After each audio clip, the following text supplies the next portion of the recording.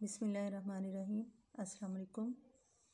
Grade 2 आज हम करने जा रहे हैं उर्दू की किताब का सबक तारे, जो एक नज़म थी उसमें अल्फाज मायनी हैं और तलफ़ुज़ सीखिए, जो कि इसका पहला सवाल होता है, और कलमा और मुहमिल के बारे में मैं आपको बताऊंगी।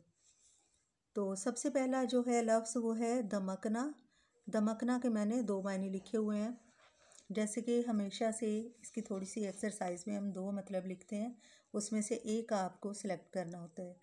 तो नंबर 1 पे है दमकना, उसके दो मायने हैं चमकना, लटकना, यानी हम आवाज़ जैसे अल्फाज होते हैं।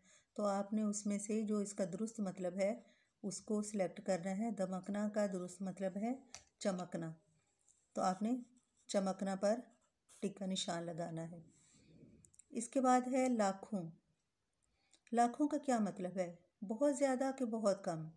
यहाँ मैंने दो मतलब लिखे हुए हैं, एक तो है थोड़े से, एक है बहुत ज़्यादा। तो उम्मीद है आप समझ गए होंगे कि लाखों जो है वो बहुत ज़्यादा होते हैं, इसलिए लाखों को मुंतखब करेंगे। इसके बाद है नंबर 3 पे नन्हे मुन्ने। नन्हे मुन्ने का मतलब है छोटे छोटे या छोटे मोटे। नन्हे मुन्ने छोटे छोटे या छोटे मोटे। तो जैसे हमने किताब में पढ़ा था कि नन्हे मुन्ने का मतलब है छोटे छोटे, इसलिए यहाँ हम छोटे छोटे जो लफ्ज़ है उसको दुरुस्त मुंतखब करेंगे। इसके बाद है नींद के मारे। जब तारे नींद के मारे सो जाते हैं तो इसका क्या मतलब है? जिनको नींद ना आती हो या जिनको बहुत ज़्यादा नींद आती हो। जाहिर है जब बच्चों जब सोना होता है तो वो नींद आती है तो सोते हैं ना, इसलिए जिनको बहुत ज़्यादा नींद आती हो, नींद के मारे, उनके लिए ये बोला गया है कि जिनको बहुत ज़्यादा नींद आती हो। तो यही इसका दुरुस्त मायने है। इसके बाद है लफ्ज़ तलफ़ुज़ सीखिए। जैसे कि तलफ़ुज़ में है नींद, तो आपने ये जो अल्फाज हैं इनको अपने इमला के अल्फाज में लिखने हैं। गोल मटोल पहला लफ्ज़ है, गोल मटोल। नींद, आँखें, तुम्हारे। गोल मटोल, नींद, आँखें, तुम्हारे। फिर इसके बाद है दमक, मलते, यानी आँखें मलते, बैठे, पुकारो। दमक, मलते, बैठे, पुकारो। इसके बाद नज़म में एक सवाल था कलमा और मुहमिल का। तो यहाँ हमने कुछ जो है कलमात वो अलग लिखे हैं और मुहमिल को अलग लिखा है। अब आपने इनके साथ देखना है कि पानी के साथ जो है उसका मुहमिल कौन सा है। पानी एक कलमा है तो उसका मुहमिल कौन सा है जो अक्सर हम इस्तेमाल करते हैं? पानी, वानी।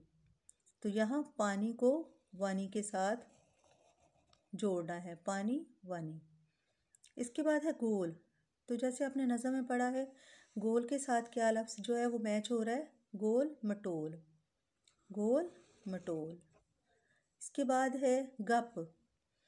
तो जैसे अक्सर कह देते हैं कि वहाँ बच्चे बैठे हुए या दोस्त बैठे हुए गपशप लगा रहे थे, तो गप जो है वो कलमा है, इसका कोई मायने भी बनता है, जैसे बातें हैं, गप्पे मारना है या ऐसे ही कोई फजूल सी बातें करना। लेकिन शप जो है वो इसका तो कोई मतलब नहीं है, अच्छा या बुरा कोई भी इसका मायने नहीं है, इसलिए गप के साथ शप का इस्तेमाल होगा, गप शप। और इसके बाद है चाय। चाय वाय, चाय वाय पी लें, तो चाय के साथ वाय, चाय वाय। आखिर में क्या रह जाता है? रोटी वोटी। क्या आपने रोटी वोटी खा ली? तो इस तरह रोटी वोटी ये दोनों कलमा और मुहमिल हो गए।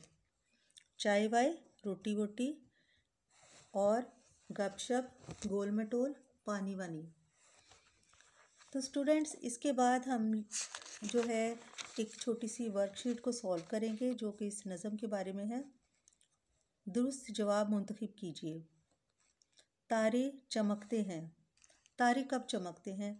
रात को चमकते हैं, दिन को चमकते हैं, या दोपहर को चमकते हैं? तो तारे कब चमकते हैं? तारे रात को चमकते हैं। इसको हम अंडरलाइन कर रहे हैं। और इसके बाद है तारे चमक रहे हैं जैसे। नज़म में आपने पढ़ा था कि तारे कैसे चमकते हैं? तारे टॉर्च की तरह चमकते हैं, बल्ब की तरह चमकते हैं या मोतियों की तरह चमकते हैं। तो तारे चमक रहे हैं जैसे मोती। इसके बाद नंबर 3 पे है लाखों हैं ये।